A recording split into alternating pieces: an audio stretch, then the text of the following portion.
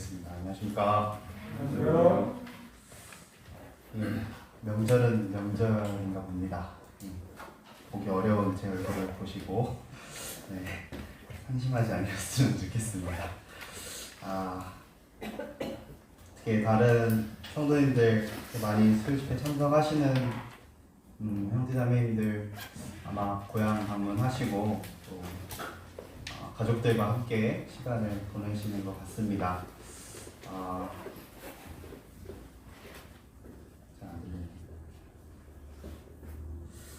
잘 들리시죠? 네. 네. 알겠습니다. 네. 오늘 수요일을 맞아서 오랜만에 수요 집회에 참석할 수 있게 인도하신 하나님께 감사를 드리고요.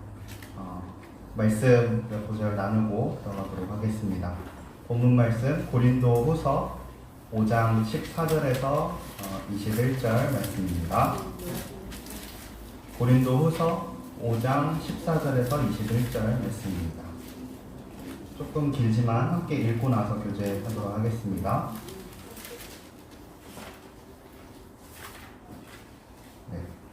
찾으셨으면 함께 읽도록 하겠습니다. 그리스도의 사랑이 시작.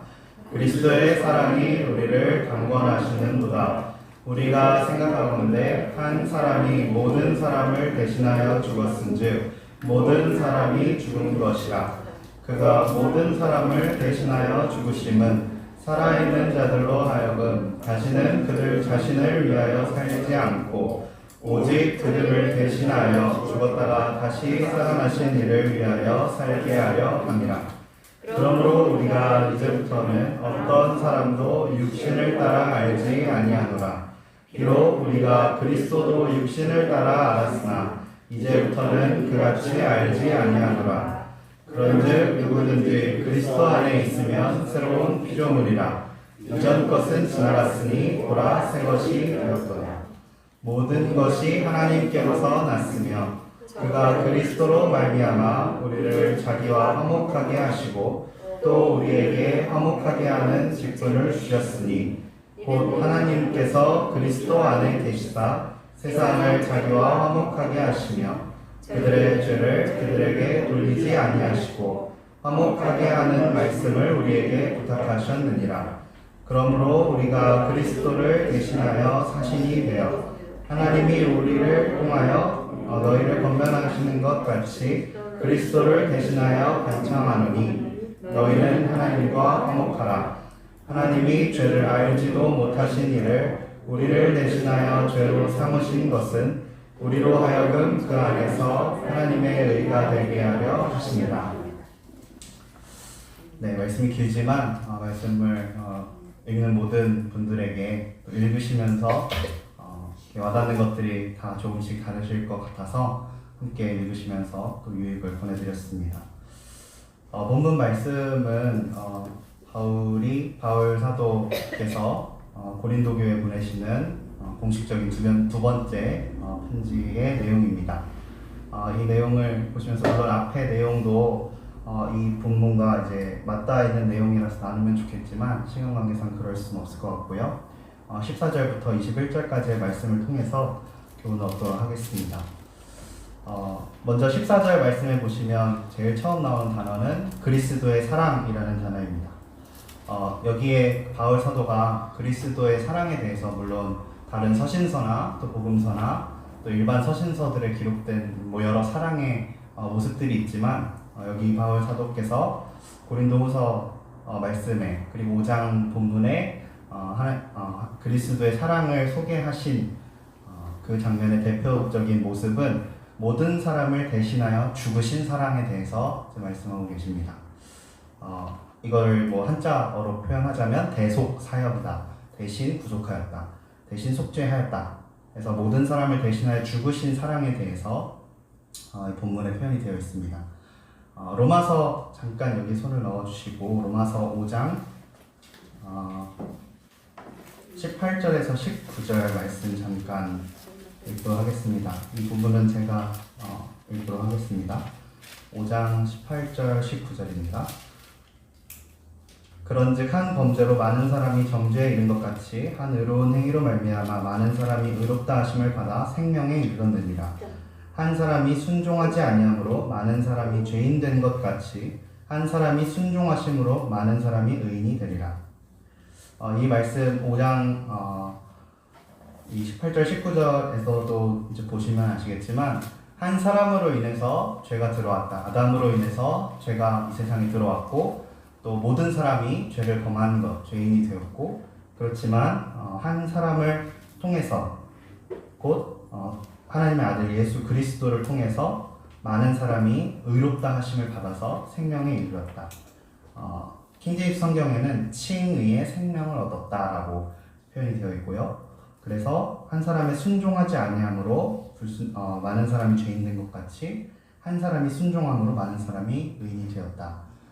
이 말씀과 함께 비교를 해보자면 그리스도의 사랑에 어쩌면 가장 중요하고도 우리가 평생 가지고 살아야 하는 사랑의 특징은 그리고 가장 큰 사랑은 바로 모든 사람을 대신하여 죽으신 사랑입니다. 특별히 그냥 이 세상에 있는 모두라고 이제 표현하면 조금 와닿지 않기 때문에 보통 나를 위해서 죽으셨다라고 이제 표현을 하게 됩니다.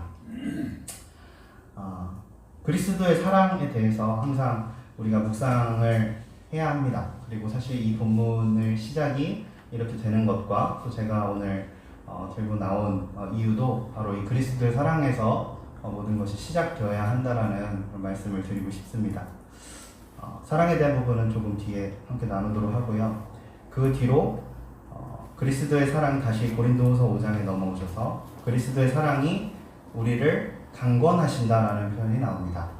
강권이라는 말이 조금 어려울 수 있어서 이 부분의 원어적인 의미는 슈네코라는 헬라어인데 결합하다, 포위하다, 지배하다라는 말이 있습니다. 그래서 이 세 단어의 뜻 중에 가장 이 문맥에 어울리는 단어는 지배하다입니다. 그래서 그리스도의 사랑이 우리를 강권하시는 도다. 바꿔 말하면 그리스도의 사랑이 우리를 지배하시는 도다라는 뜻입니다.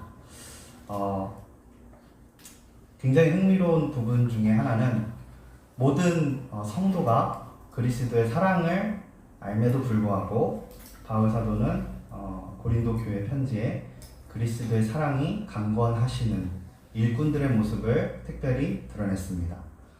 이 말은 뭐냐면 우리가 모두가 알고 있듯이 모든 성도들이 다 사도와 동일하지 않았어요. 그리고 지금도 마찬가지고 그리스도의 사랑에 지배를 받은 분들이 바로 사도 바울과 그들의 동역자였습니다. 그리고 이 편지의 수신자는 이 사랑의 지배를 받는 것이 필요했던 사람들이었어요. 여기 보시면 5장 13절 본문은 읽지 않았는데 13절에 보시면 우리가 만일 미쳤어도 하나님을 위한 것이요 정신이 온전하여도 너희를 위한 것이니. 사도 바울이 얼마나 그리스도의 사랑의 지배를 받는 것의 중요성을 인식했냐면 사도 바울의 인생은 사람들이 보기에 딱 두 가지 모습밖에는 없었다. 그러니까 두 가지 극단적인 모습을 사도 바울을 통해서 발견할 수 있었다 했습니다. 하나는 굉장히 온전한 모습, 하나는 굉장히 우리 세상 사람들의 표현으로는 미친 것 같은 그런 모습. 근데 이 두 가지 모습 모두 다 미쳤어도 무엇을 위해서? 하나님을 위한 것. 온전하였어도 너희를 위한 것.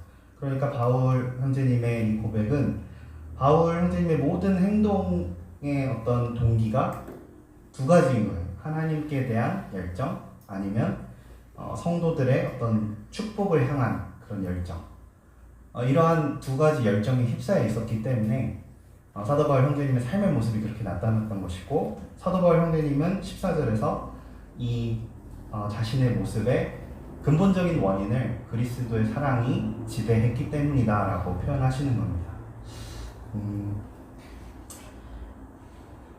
성도님들 혹시 그리스도의 사랑의 지배를 받는 것에 대해서 느껴보거나 경험해 보신 적이 있으신가요? 구원 받을 때 참 주님의 크신 사랑에 우리가 감격하여서 정말 다른 사람 잘 안 보이고 감사하잖아요. 그리고 이런 사랑이 있었구나. 내가 이런 사랑을 받을 만한 자격이 없음에도 하나님 나를 사랑하셔서 그 아들 예수 그리스도를 나에게 보내주셨구나. 이런 정말 간단하면서도 참 감격스러운 그런 사랑을 체험하곤 합니다. 구원받은 이후에도 신앙생활을 오래 하시면서 이러한 어쩌면 구원받을 때 그 기쁨과 감격보다 더한 그런 신앙의 또 삶 속에서의 감격 그리고 참 기쁨, 감사 이런 것들을 많이 경험하시는 줄로 알고 있습니다. 성도님들 각자 삶을 돌아보시면서 그리스도의 사랑에 대해서 이 사랑에 내가 젖어서 흠뻑 취해서 참 감사와 또 기쁨 가운데 살았던 적이 있는가를 한번 돌아보셨으면 좋겠습니다. 특별히 이 사랑에 대해서 말씀을 드리자면 아까 처음에 말씀드렸듯이 이 그리스도의 사랑을 표현하는 가장 기본적인 말은 모든 사람을 대신하여 죽으신 사랑이었습니다. 만약에 그리스도의 사랑에 지배를 받는 사람이라면 사도 바울 형제님께서 이렇게 표현하시는 거예요. 성도를 섬기는 것에도, 영혼을 돌아보는 것에도, 복음을 전하는 것에도, 그리고 내 자신을 복종하여서 주님께 그리고 성도들에게 온전히 드리고 또 섬기는 그 모든 것은 희생의 사랑으로 표현이 되는 것입니다. 고린도전서 13장에도 보시면 사랑은 첫 번째로 오래 참고였어요. 오래 참고 온유하며. 사도 바울 형제님은 그리스도의 사랑이라는 것, 모든 사람을 대신하여 죽으신 이 사랑에 대해서 오래 참는 사랑이라고 제일 먼저 표현하시는 거예요. 왜냐하면 주님께서 저희를 대하여서 정말 오래 참으셨기 때문에, 그리고 참으시기 때문에. 사도 바울 형제님은 그래서 이 사랑에 온전히 지배를 받으셨던 그런 그 모습을 우리가 볼 수가 있었습니다.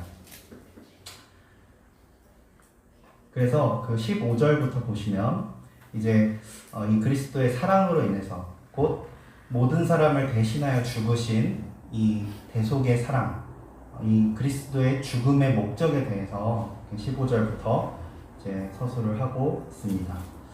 15절 처음 쪽에 보시면 그가 모든 사람을 대신하여 죽으심은 살아있는 자들로 하여금 다시는 그들 자신을 위하여 살지 않고 오직 다시 살아나신 이를 위하여 살게 하려 함이니라.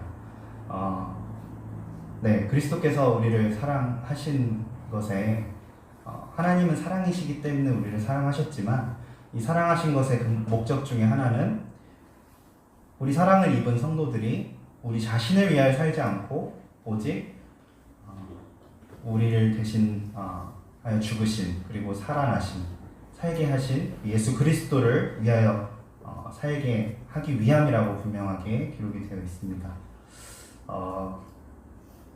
가끔씩 그리스도의 사랑에 대한 부분을 묵상하다가도 우리가 삶을 살면서 우리 자신을 위해서 우리 자신의 편의와 또 삶의 행복을 위해서 많은 결정들을 내릴 때가 많은 것 같습니다. 저도 그렇고요. 다른 성도님들도 마찬가지일 것이라고 생각이 듭니다.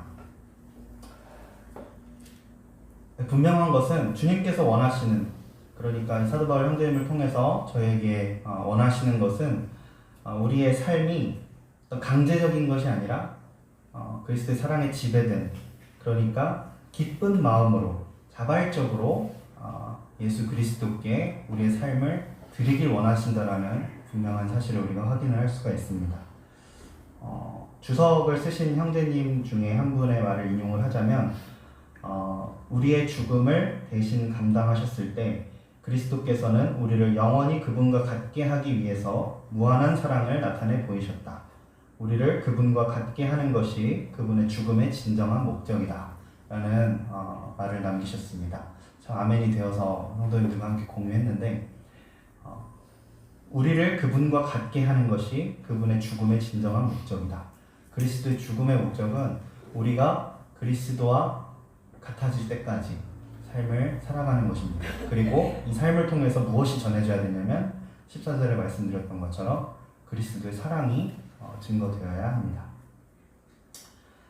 구체적으로 이 사랑이 어떤 단어로 또 표현이 되면 좋은지 고민을 해봤는데 이 16절부터 21절까지 나온 부분에 대해서 조금 읽으시면은 힌트를 얻으실 수 있을 것 같습니다.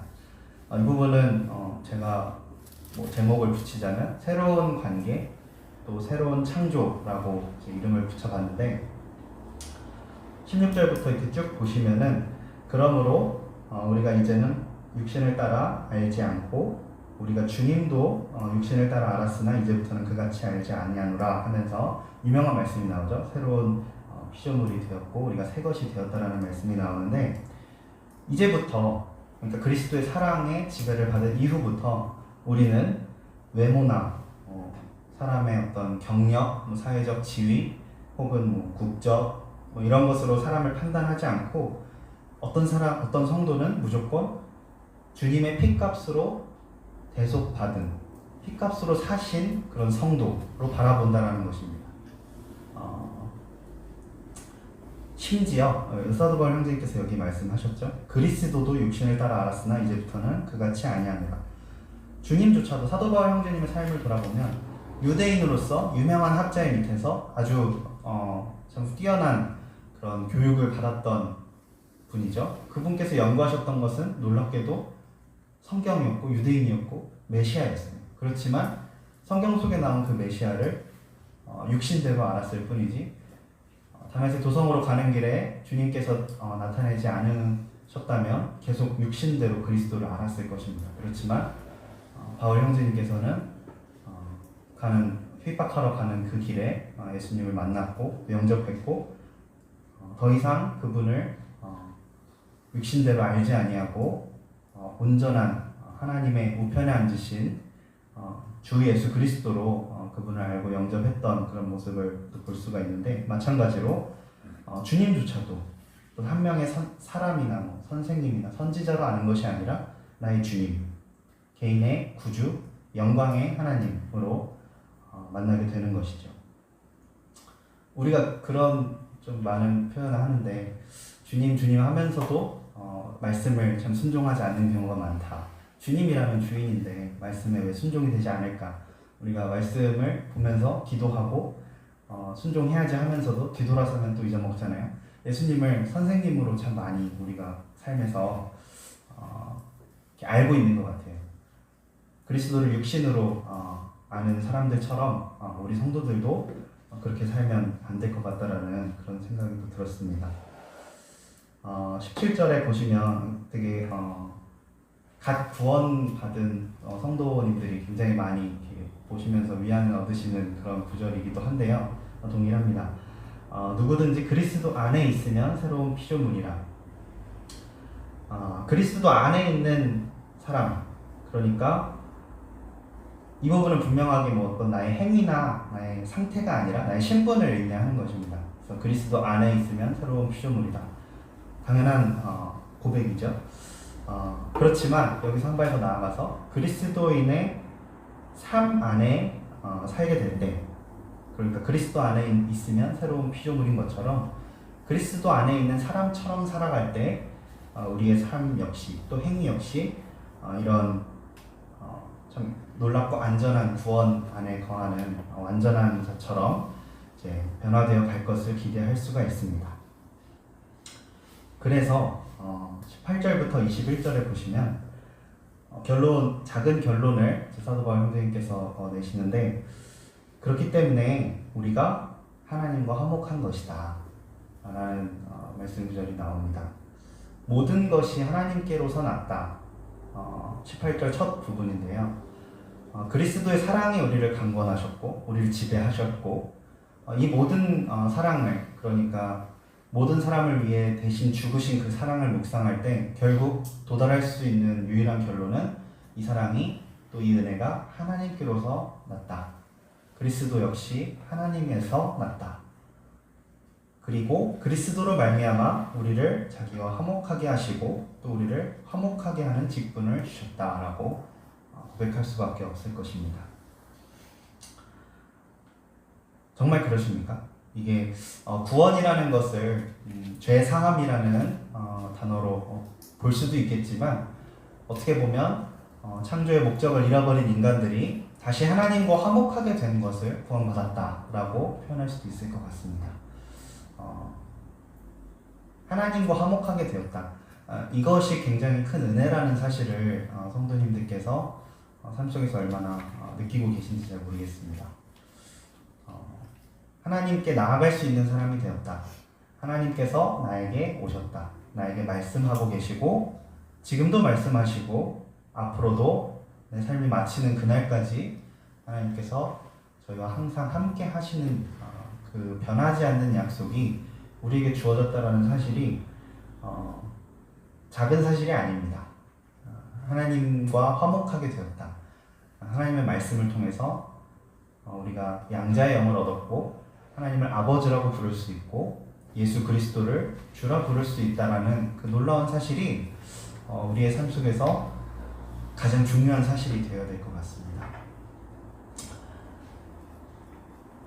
사실 이 부분 읽으면서 19절, 20절, 21절에 보시면 우리가 그리스도를 대신하여 사신이 되었다라는 말씀이 나옵니다. 사신이라는 것은 어떤 사자, 전달하는 사람, 이런 사람을 얘기하죠. 편지라고도 얘기하고요. 그리스도를 전하는 사람, 구체적으로 무엇을 전하는 것이냐면 아까 14절에서 읽었던 그리스도의 사랑, 곧 모든 사람을 대신하여 죽으신 그 사랑과 또 한 가지 우리가 17절부터 확인해왔던 하나님과 화목하게 된 사실을 증거하는 것입니다. 그리스도라는 그분이 계신다는 것은 우리가 하나님과 화목하게 되었다라는 유일한 증거입니다. 우리가 주님께서 살아계시기 때문에, 주님께서 부활하셨고 주님께서 우리의 죄를 대속하셨기 때문에 우리가 하나님과 화목할 수 있다는 것, 이 놀라운 것을 전하는 거예요.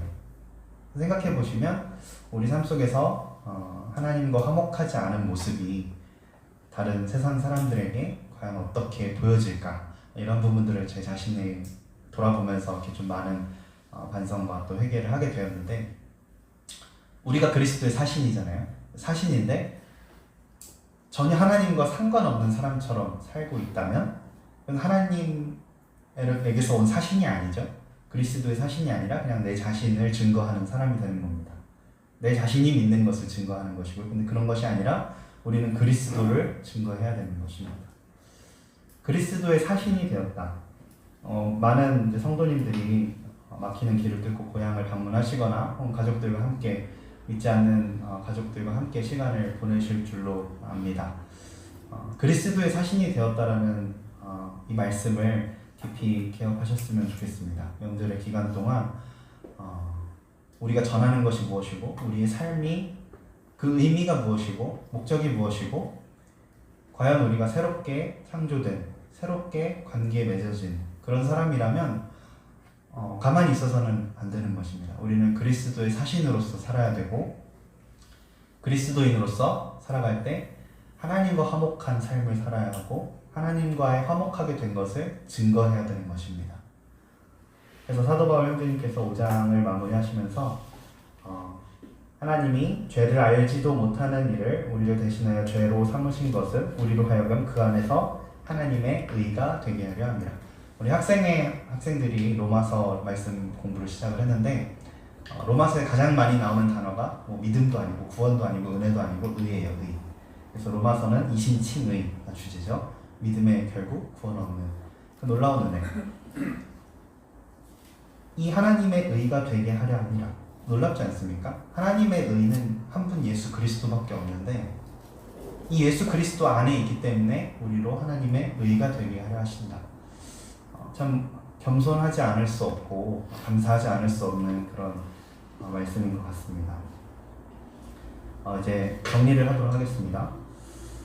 14절에서 나누었던 것처럼 우리가 그리스도의 사랑에 지배를 받고 있는지, 어떤 주석가 형제님은 재미난 표현을 쓰시더라고요. 쇼핑몰에 사람이 꽉 차 있는데 여기저기 몰려다닐 때 너가 너 의지대로 간 적이 있는가. 저희 한국의 상황을 놓고 보면 출근 시간 9호선을 타보시면 아시겠죠? 평균 250%인가 이제 사람이 타 있다고 하는데, 한번 타면 다 내릴 때 그냥 내려야 돼요. 자기 마음대로 갈 수가 없는 거잖아요. 마찬가지로 그리스도의 사랑에 지배를 받고 있는지 성도님들 자신에게, 또 제 자신에게 물어보고 싶습니다. 그분의 사랑을 우리가 안다면, 또 그분의 사랑 안에 깊이 거한다면, 모든 사람을 계속하여 죽으신, 나를 대신하여 죽으신 그 사랑을 늘 묵상하시고 그것을 나누시고 경험하시고 또 그것을 전하시기를 바랍니다. 이 사랑 안에 있어야만 저희가 사도 바울 형제님처럼 사역을 할 수 있습니다. 두 번째로 그리스도의 죽음의 목적은 아까 나눴듯이 우리가 주님께 완전히 양도되는 것, 완전히 드려지는 것입니다. 어떻게요? 자발적으로 또 기쁘게 드려지는 삶을 하나님께서 원하십니다. 마지막으로 우리가 그리스도 안에 있음으로 인해서 새로워진 사람입니다. 새로운 피조물이고 또 하나님과 새로운 관계가 맺어졌습니다. 이 관계에서 멀어지는 방법은 단순해요. 그냥 예전에 살던 대로 살면 됩니다. 그렇지만 새로워진 관계를 유지하는 방법은 새로운 책에 있는 거예요. 그래서 성경을 항상 묵상하셔야 되고 이 말씀에 항상 순종하셔야 하는 겁니다. 하나님과 화목하시고 또 하나님의 화목하게 하신 것을 증거하시고 해서 그리스도의 사신으로 살아가시는 우리 성도님들이 되시기를 원합니다. 특별히 한 가지 더 말씀을 드리자면 우리가 서로 화목한 것 역시 하나님의 화목을 증거하는 놀라운 길이 될 것입니다. 교회 왔는데 싸우고 있고 냉전이 흐르고 냉기가 감돌고 하나님과 화목한 사람들은 절대로 있을 수가 없는 일이겠죠. 모두와 화목하시고 그래서 우리 가운데 들어온 구도자들이 우리를 봤을 때 그리스도구나 라는 고백을 할 수 있기를 진정으로 바라면서 오늘 말씀을 마치도록 하겠습니다.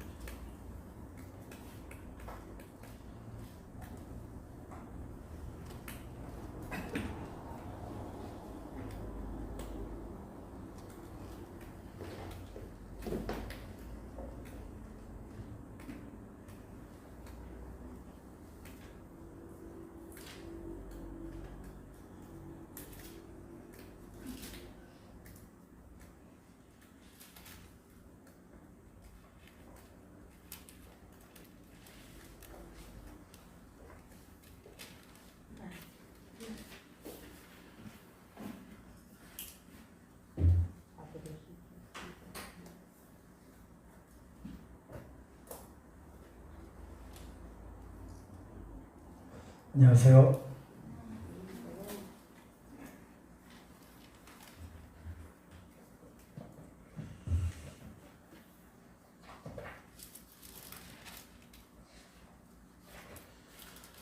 다 함께 시편 130편 보겠습니다.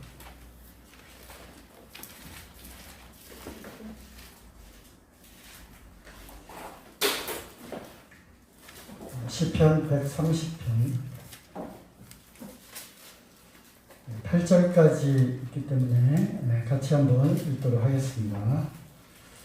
여호와여, 시작. 여호와여, 내가 깊은 데서 주께 부르짖었나이다. 주여, 내 소리를 들으시며 나의 간구하는 소리에 귀를 기울이소서.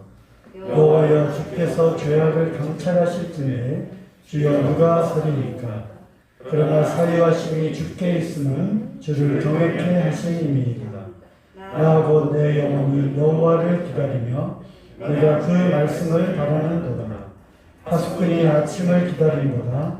내 영혼이 주를 더 기다리나니 참으로 파수꾼이 아침을 기다림보다 더하도다. 이스라엘아, 여호와를 바랄지어다. 여호와께는 인자하심과 풍성한 구속이 있습니다. 저가 이스라엘을 그 모든 죄악에서 구속하시리로다. 아멘. 네, 작자는 이상인데요. 성전에 올라가는 노래입니다. 자, 이것의 주제는 뭘까요? 시편 130편의 주제는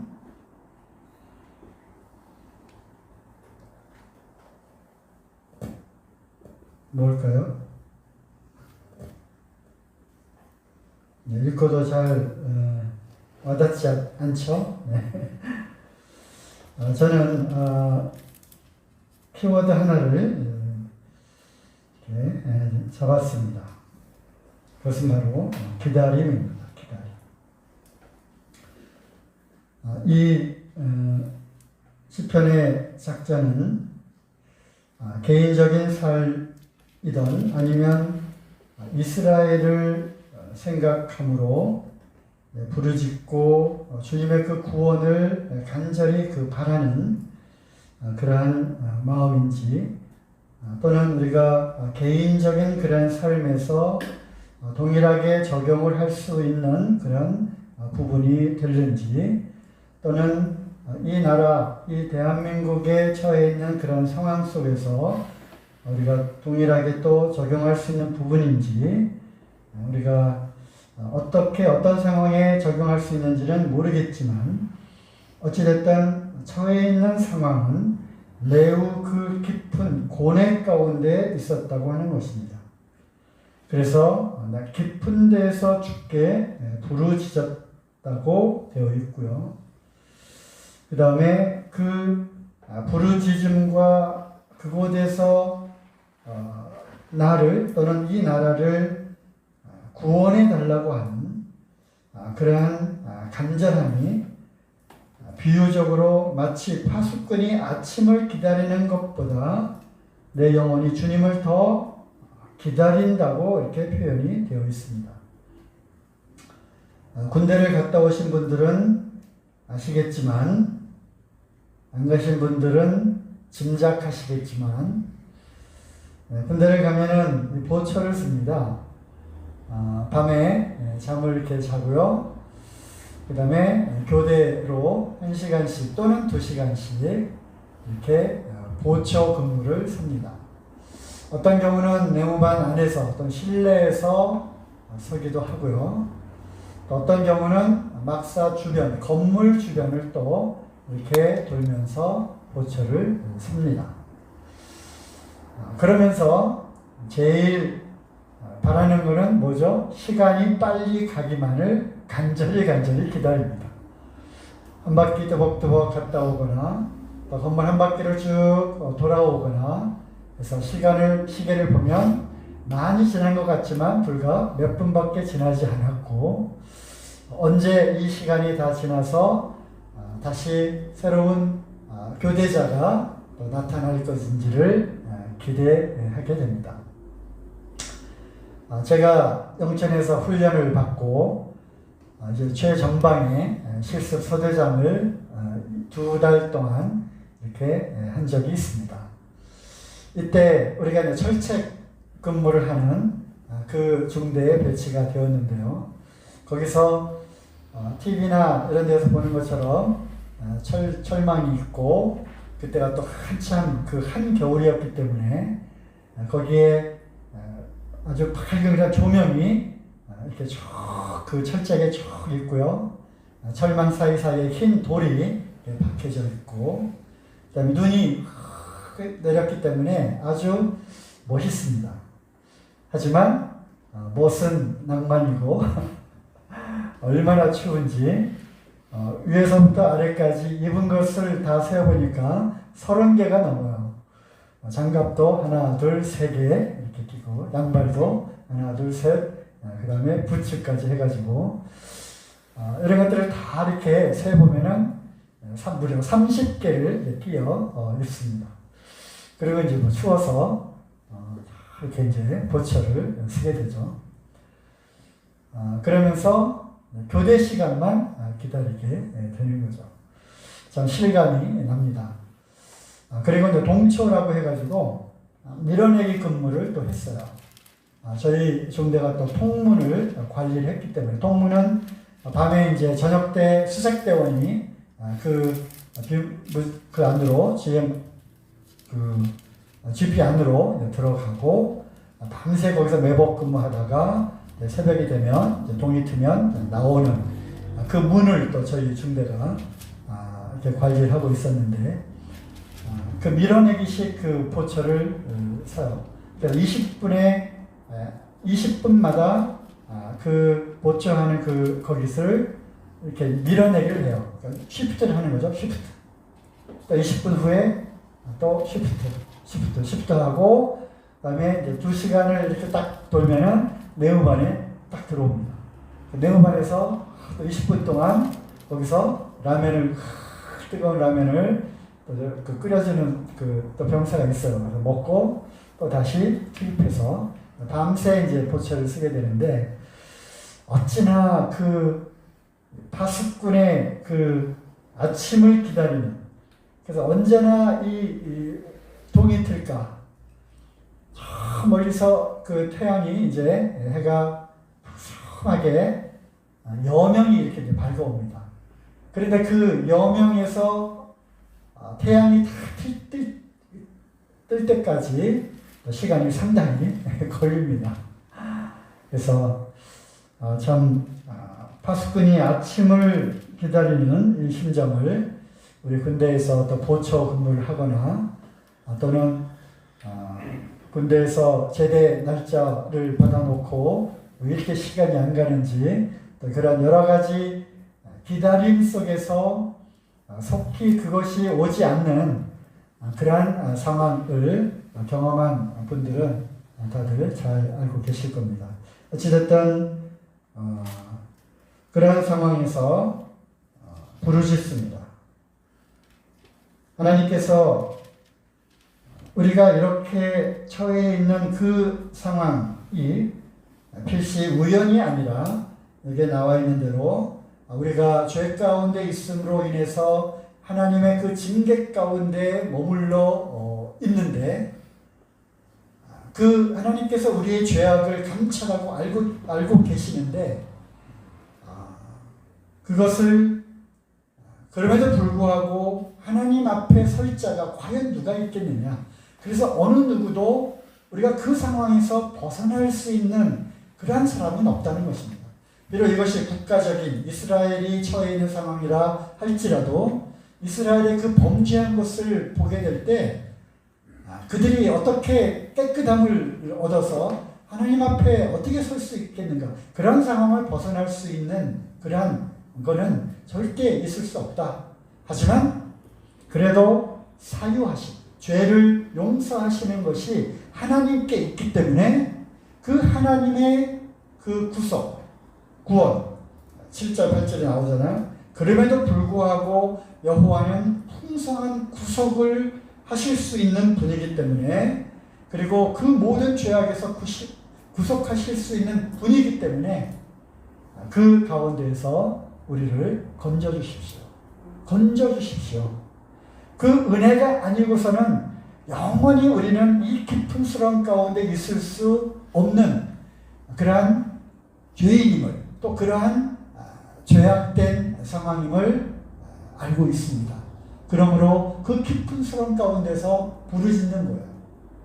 우리는 이러한 간절한 그 부르짖음 속에서 하나님의 그 구원의 손길을 기다리는 겁니다. 이제나 저제나. 그래서 우리가 만일 어떤 고난 가운데 있다면, 또는 어떤 환경과 또 처해 있는 그런 상황과 이것이 도저히 이제 벗어날 수 없는 것과 같은 그러한 깊은 수렁 가운데에서 있다 할지라도 하나님이 우리가 부르짖고 부르짖으오니 하나님은 필시 우리의 그 기도를 들어 주실 것이다. 다만 그 구속의 날이 언제인지 모르지만 필시 언젠가는 올 것이다.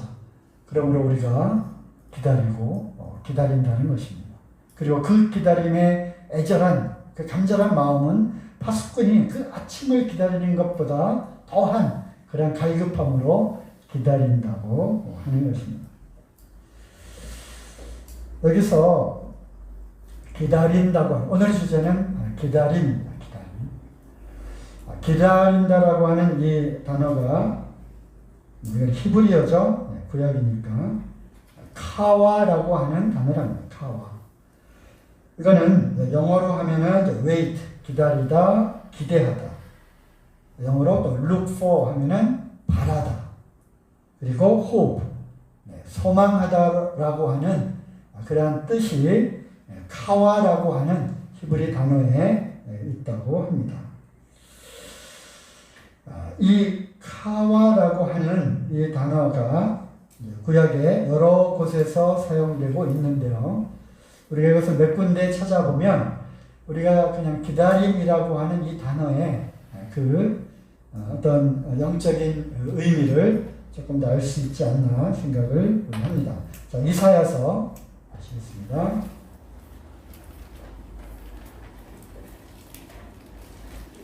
이사야서 40장 31절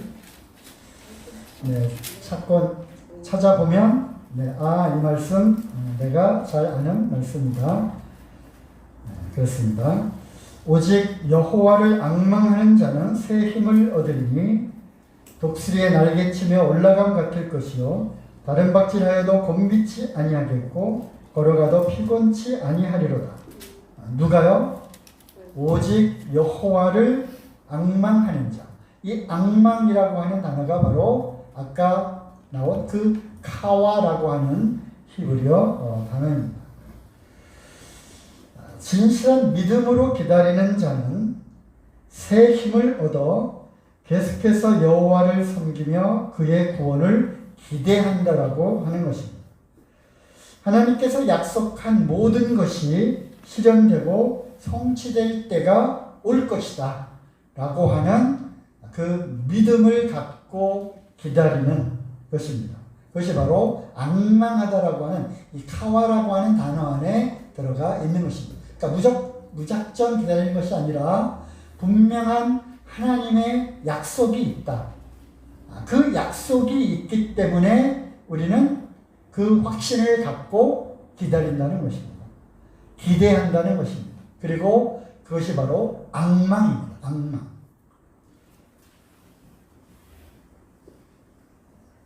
그래서 이 카와라고 하는 이 단어를 누가 이렇게 풀이를 했더라고요. 아까 그 시편 130편에서의 그 카와는 하나님께서 자기 백성의 구원을 위해 결정적으로 행동하실 것을 확신 있게 소망하며 끈기 있게 참는다는 것. 그것이 시편 130편에 나오는 카와라고 하는 그 의미가 그 시편 130편에 인용된 그 단어를 사용된 그 의미라고 하는 것입니다. 다시 한번 읽어볼까요? 하나님께서 자기 백성의 구원을 위해 결정적으로 행동하실 것을 확신 있게 소망하며 끈기 있게 참는다는 것. 우리가 이제 나오는 이 단어들은 결국 하나님의 약속, 그죠? 하나님의 약속이 있다.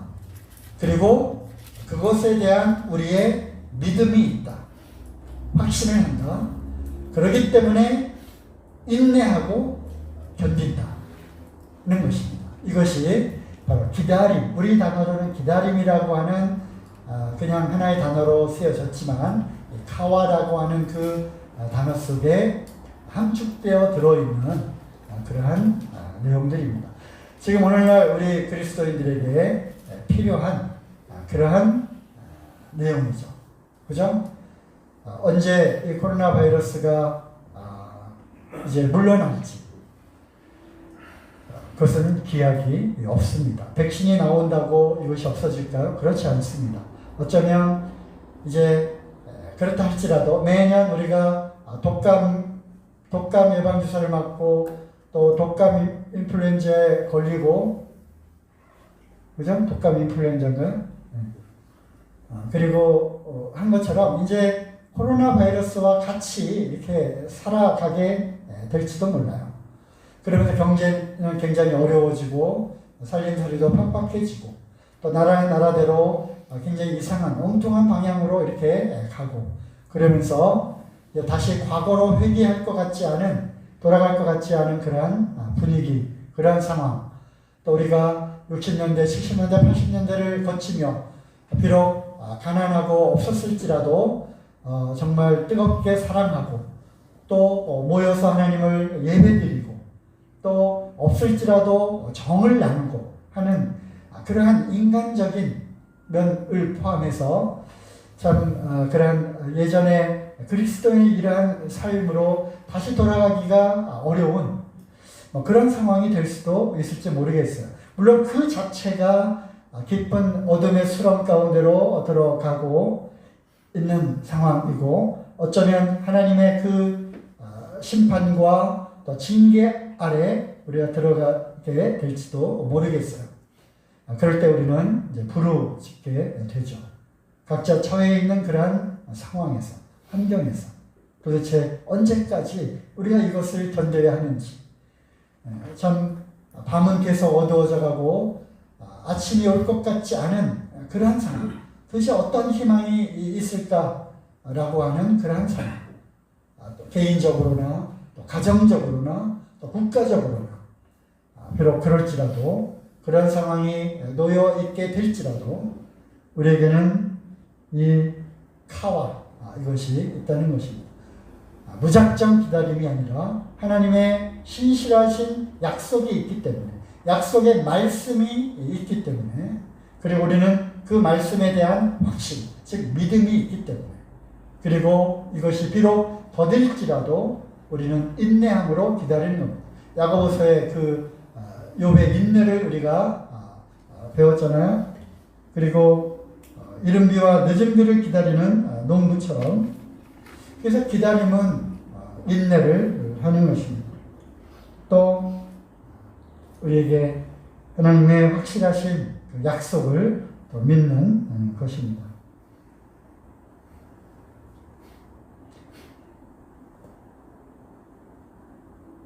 몇 군데 한번 찾아볼까요? 시편 37편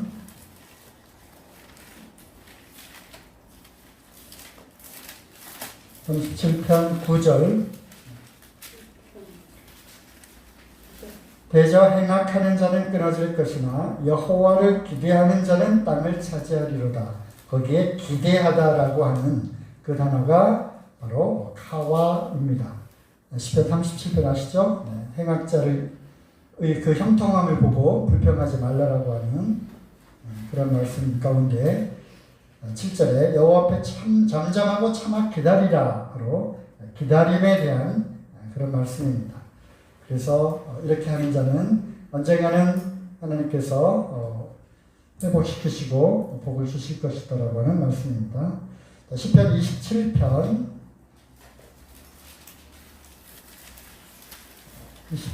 14절 너는 여호와를 바랄지어다. 강하고 담대하며 여호와를 바랄지어다. 거기서 바랄지어다 여기도 기다리다라고 하는 영어로는 이렇게 되어 있는데 히브리어로 동일한 카와입니다. 기다리라는 것. 너는 여호와를 기다려라. 바라보고 앙망하라.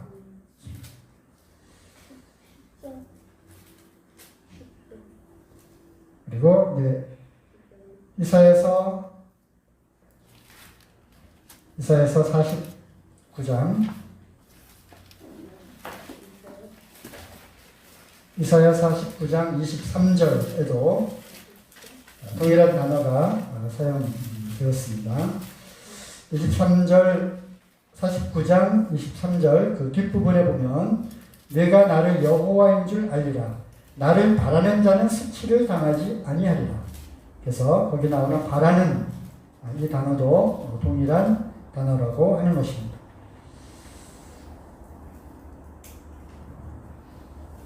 다른 말씀들에도 이 동일한 카와라고 하는 기다리다라고 하는 단어가 다른 형태로 사용된 그런 부분이 많이 있지만 시간 관계상 이 정도로 찾도록 하고요. 신약 성경에도 여러 군데 나옵니다. 로마서 8장 25절에 만일 우리가 보지 못하는 것을 바라면 참음으로 기다릴지니라. 그래서 인내와 기다림. 우리에게 약속이 있기 때문에 기다릴 수 있습니다. 소망이 있기 때문에 기다릴 수 있는 것입니다. 아리마대 요셉을 소개하기를 그는 하나님 나라를 기다리는 자라고 소개가 되어 있고요. 빌립보서 3장 20절에 우리는 하늘의 시민권을 가진 자라고 우리의 시민권 하늘에 있는 자라. 거기로서 장차 오실 분 그 그리스도를 기다린다라고 이렇게 되어 있죠. 그래서 우리에게 소망이 있기 때문에 우리는 기다릴 수 있는 것입니다. 제가 이렇게 한번 써봤어요. 기다리지 않는 믿음은 없다. 기다리지 않는 믿음은 없다는 것입니다. 그러므로 믿음은 그 안에 기다림이 포함되어 있다고 하는 것입니다. 아시겠죠? 믿음은 기다림을 포함하고 있는 것입니다. 또 참 멋있는 말인데요. 써놓으시죠? 어록입니다. 믿음은 약속된 기다림입니다. 생각나시면 곰 씹어보시기 바랍니다. 곰을 씹으세요.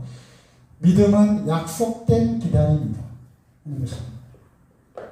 우리가 무작정 기다리는 것이 아니라 약속이 있기 때문에 기다리는 것이고요. 그 약속을 기다리는 것, 그것이 바로 믿음이라고 하는 것입니다. 그래서 제가 옛날에 기다림이라고 하는 곡을 작사를 했습니다. 그 사연을 또 알고 있는 사람이 좀 웃고 있는데요. 전에도 한번 간증을 드린 것 같은데, 이 참 영적인 그 감동이 참 있었던 것 같아요. 그래서 예배당에 오는 그런 저녁 시간이었는데, 그때 이제 찬양단이 모여서 연습하고 하는 그런 시간이었어요. 그래서 끝나고 이제 오는데 그 안에서 뭔가 그 시상이 좀 떠올랐어요. 차는 이제 막히죠. 그 경인 고속도로, 목동 지하차도, 88 올림픽대로. 그러면서 잊어버릴까봐 뭔가 메모를 해야 되는데 보이는 메모지는 없고, 김밥을 이렇게 먹다가 나무젓가락 종이 거기에다가 조금 이렇게 키워드들을 이렇게 적었습니다. 그리고 뭔가 그 음악이, 제가 그렇게 음침에도 불구하고, 음악에 대해서 전혀 모름에도 불구하고 뭔가 그 음악이 좀 떠올랐어요. 떠오른 그 음악 멜로디는 그 옛날에 우리 그 7080 시절에는 CM송이 참 많이 유행했어요. 그래서 뭐 혜택껌이 나와도 혜택껌 부드러운 맛, 혜택껌 뭐 이런 혜택껌도 나오고 롯데껌도 나오고요.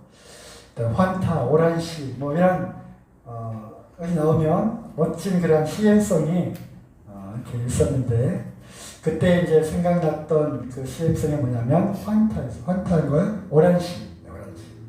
하늘에서 별을 따다 하늘에서 달을 따다 두 손에 담아드려요 오란시 아름다운 날들이여 사랑스러운 눈동자여 오오오 오란시 오란시 타임, 이런 그 시행성이 있었는데 아직도 기억합니다만, 그래서 그런 그 멜로디에다가 이런 그 가사를 붙여서 노래를 만들면 참 좋겠다 해서 그렇게 해서 이제 밀려 예배당에 왔습니다.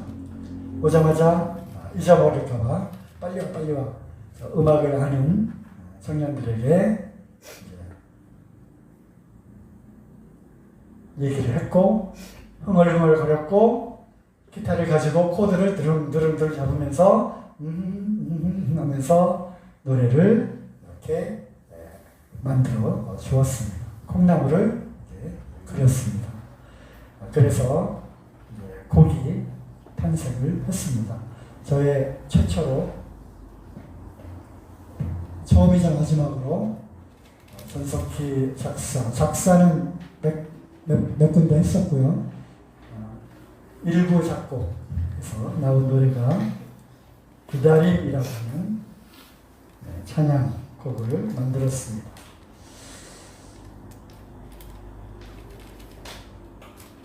제가 음치니까 노래를 못 부르고요. 가사만 조금 생각나는 대로 불러드리도록 하겠습니다. 사랑하기에 기다릴 수 있어요. 약속 있기에 기다릴 수 있어요. 오 주님, 내 맘 가득 보고픈 마음. 오 주님, 당신만을 바라보면서 어떠한 고난도 그 어떤 어려움도 나는 이길 수 있어요. 사랑하기에 약속 있기에 나는 기다릴 수 있어요. 주님, 언제라도 좋아요. 되돌이표. 오 주님, 내 맘 가득 보고픈 마음. 오 주님, 당신만을 바라보면서 사랑하기에 기다릴 수 있어요. 약속이 있기에 기다릴 수 있어요. 오 주님, 내 맘 가득 보고픈 마음. 오 주님, 당신만을 바라보면서 어떠한 고난도 그 어떤 어려움도 나는 이길 수 있어요. 사랑하기에 약속이 있기에 나는 기다릴 수 있어요. 주님, 언제라도 좋아요. 오 주님, 이렇게 하면서 부르는 찬양입니다. 이거 제대로 된 거 한번 듣고 싶으세요? 네, 이 찬양곡을 듣고 싶기 원하시는 분들은 저에게 카톡을 보내주시면 보내드리도록 하겠습니다.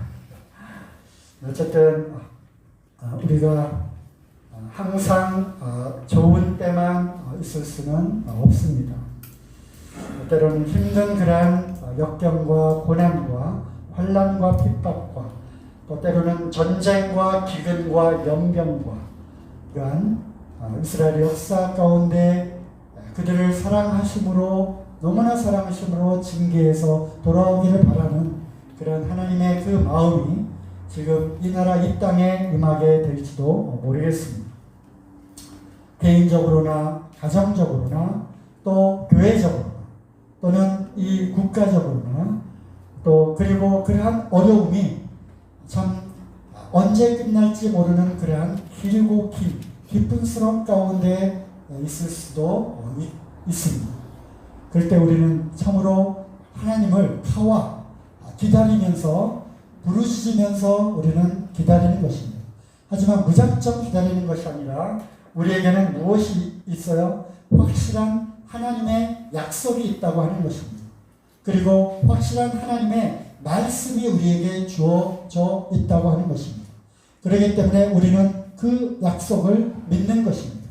믿음은 이러한 약속된 기다림인 것입니다. 그리고 우리는 기다릴 수 있는 것입니다. 소망이 있기 때문에 우리는 기다릴 수 있는 것입니다. 왜? 우리를 언젠가는 구원하실, 우리는 그 가운데서 우리를 구원하실 하나님이심을 우리는 알기 때문에, 그것을 믿기 때문에 그런 것입니다. 네, 마치겠습니다.